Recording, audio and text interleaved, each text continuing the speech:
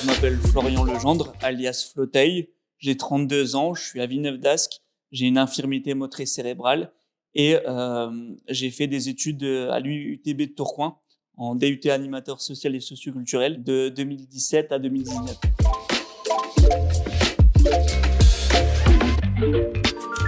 Alors moi en fait j'ai eu la chance de évoluer en situation de handicap. Je dis chance parce que ça a été une véritable possibilité, opportunité pour moi de voir le monde différemment en fait, d'observer notre environnement avec une singularité et aussi faire preuve de beaucoup d'adaptabilité.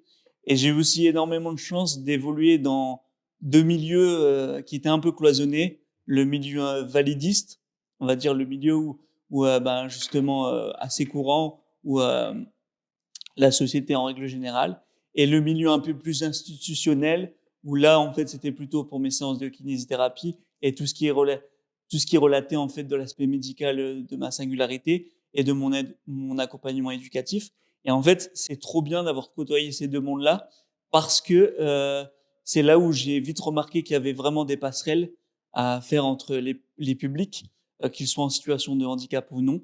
Et en fait, c'est ce qui a un peu animé mon désir d'entreprendre dans l'avenir. Et c'est trop cool parce que il y avait déjà plein de choses qui se faisaient dans le monde de la singularité et du handicap. Il y avait plein de choses qui se faisaient dans la société courante.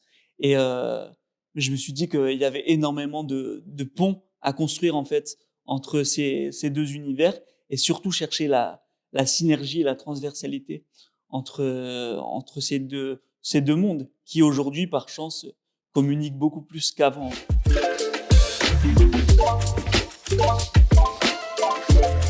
Alors l'entrepreneuriat, en fait, ça m'a toujours intéressé, mais dans un premier temps, je l'avais fait sous plutôt la forme associative.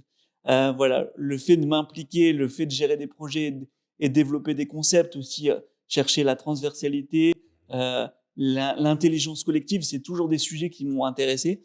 Le truc, c'est que dans un premier temps, j'ai voulu le faire dans le domaine associatif parce que je me suis dit que il y allait avoir beaucoup plus d'impact par ce prisme-là et qu'on pouvait justement aussi travailler tout ce qui était des politiques collectives, des politiques de la ville, etc. À la fin de mon DUT, j'avais pris les rênes d'une association. Et en fait, le truc, c'est que je me suis rendu compte que j'aimais beaucoup le milieu associatif de par la philosophie qui était partagée, l'ambiance, la synergie aussi qu'il pouvait y avoir. Mais j'étais vite confronté à des problèmes de limitation économique, budgétaire, etc. Et malheureusement, c'est ce qui m'a valu un burn-out à terme au bout d'une année et demie de travail dans cette association-là. Et donc, comme j'avais toujours dans mon ADN cette volonté de construire des projets et d'avoir un impact en fait dans la société, j'ai pris déjà du temps pour en fait me récupérer de mon burn-out et je me suis en fait beaucoup plus recentré sur moi et sur mes capacités en fait. Et c'est là où l'entrepreneuriat est devenu une évidence pour moi.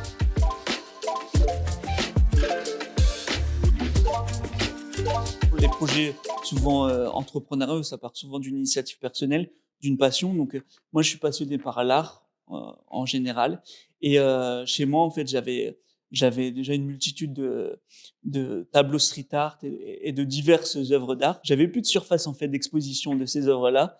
Et par contre, j'avais mon fauteuil. Et en fait, mon fauteuil, je me suis toujours dit, moi, j'aimerais bien en fait faire en sorte que mon fauteuil reflète ma passion pour l'art. Et je me suis dit, voilà, c'est encore un support complètement inexploité. Et donc, c'est comme ça que j'ai commencé. Au-delà de ça, je me suis dit, en fait, c'est un peu comme si je mettais un tatouage, mais la douleur en moins, en finalité. Ouais. Et donc, avant de démarrer Vénard, j'avais fait une initiative personnelle qui était de me rapprocher d'un artiste tourquenois, un street artiste, et on avait fait un fauteuil entièrement peint à l'époque. Mais ça avait pris énormément de temps et d'argent. Cette solution de la peinture n'était pas adaptée en fait pour pouvoir la démocratiser. C'était long, c'était cher, etc. D'où est venue en fait l'idée du stickers. J'ai pris le concept de ce qu'on appelle du covering automobile et je l'ai transposé en fait dans le domaine qui est le mien, donc le domaine paramédical, du matériel médical, etc.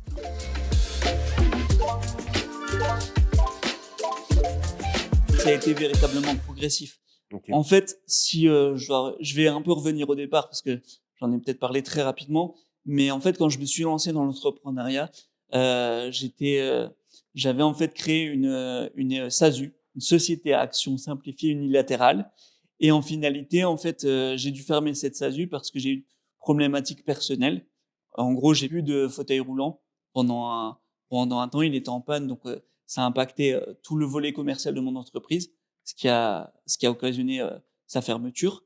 Mais au tout départ, quand j'ai ouvert cette entreprise, j'avais commencé uniquement avec ADNS, qui était une marque de vêtements justement pour aborder de façon positive et décomplexée la singularité, les maladies et la vieillesse. L'idée, c'est comme pour Vénard, en fait, que l'art, qui soit un support d'expression justement pour encourager la conversation et le dialogue entre les publics, quels qu'ils soient. Et donc, j'avais commencé par ça. Et puis, en fait, je me suis dit ensuite que j'allais continuer en fait avec Vénard. Et donc, de ADNS est arrivé Vénard. Et donc, c'est là où je me suis dit, bah, en fait, il y a une belle synergie entre tout. Et ensuite, ben, j'ai développé le Petit Capé, qui est un média sous forme de blog, qui en fait va agglomérer toutes les nouvelles sur le handicap de différents médias francophones et internationaux pour en faire des synthèses euh, qui sont publiées sur mon blog. Et on fait aussi des articles originaux sur des sujets comme les maladies dégénératives, l'emploi et le handicap, etc. Up to Work, c'est l'accumulation de toutes mes expériences antérieures pour créer ces activités-là. Parce que voilà, j'ai dû créer des sites internet. Donc, j'ai appris par moi-même en autodidacte et grâce aussi à des ressources sur internet. Et en fait, ça m'a permis d'accumuler de l'expérience dans les domaines de l'informatique que maintenant je souhaite valoriser par l'intermédiaire de l'intelligence artificielle.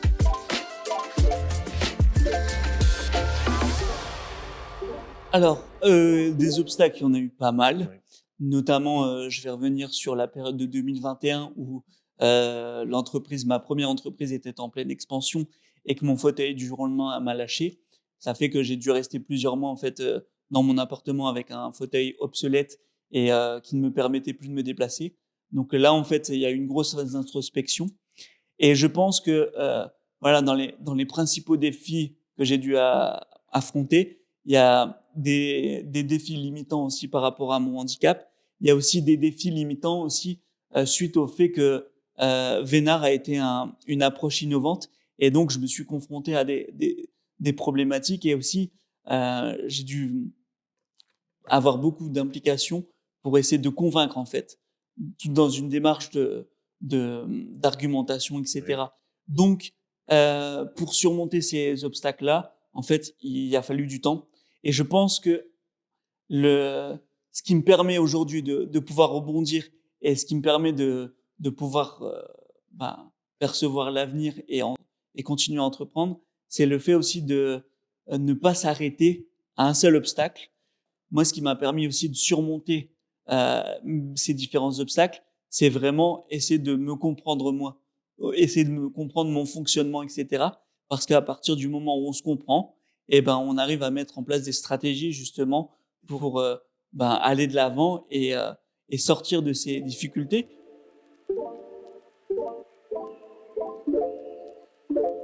Alors, là, mes principaux projets, on va dire sur le très court terme, là, d'ici, le mois de novembre, on lance un nouveau concept, donc avec, des collaborateurs auxiliaires de vie, pour proposer en fait un service d'accompagnement, artistique à destination des personnes âgées et handicapées, pour qu'ils puissent vivre pleinement leur expérience culturelle, dans les cinémas, dans les théâtres et cetera, sans que leur, situation de singularité vienne entraver leur expérience. Sur la partie Up to Work, donc sur la partie, agence informatique, avec l'essor de l'intelligence artificielle, le but c'est de, aider pleinement, n'importe qui, que ça soit des professionnels de santé, des entreprises ou des personnes en situation de handicap à, implémenter l'intelligence artificielle, dans leur processus, que cela soit fluide en fait et travailler aussi tout ce qui est la question justement de la démocratisation de l'intelligence artificielle.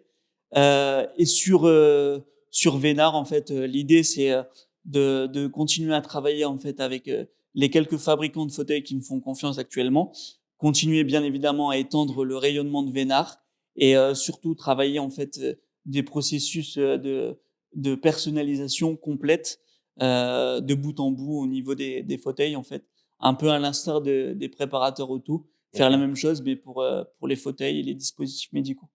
Et bien évidemment de toujours autant kiffer parce que voilà, c'est mon carburant numéro un, c'est le plaisir en fait. Ça peut être très péjoratif et très galvaudé ce que je vais dire, mais très honnêtement, à partir du moment où ton travail n'est plus considéré comme fastidieux, mais purement du plaisir, ben c'est vraiment merveilleux en fait. T'es en alignement avec ce que tu fais. Et moi, j'ai la chance de vivre ça maintenant. D'autant plus qu'avec le fait d'être entrepreneur en étant en situation de handicap, bah, ça permet aussi de mieux gérer son quotidien, mieux gérer les temps, etc. pour pas aussi grignoter les temps où t'en as besoin pour te reposer, etc. Donc c'est parfait, tu es beaucoup plus flexible.